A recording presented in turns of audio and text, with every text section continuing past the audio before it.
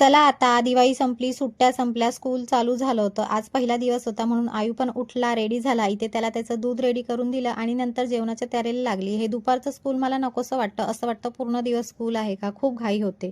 Cooker लावायला घेतला होता, डाळ लावली आणि रात्री छोले भिजत घातले होते. तेच मी इथे शिजायला लावले होते. आयूचे फेवरेट आहे ना. त्याची त्याने तयारी करायला घेतली होती कारण नंतर खूप घाई होते आणि मी माझी कामं करत होती आणि मम्मी म्हणाली होती की ती जेवण बनवेल कारण आयूला वेळेवर जेवण लागतं, त्याला थोडा वेळ लागतो जेवायला. आणि टिफिनही द्यायचं असतं.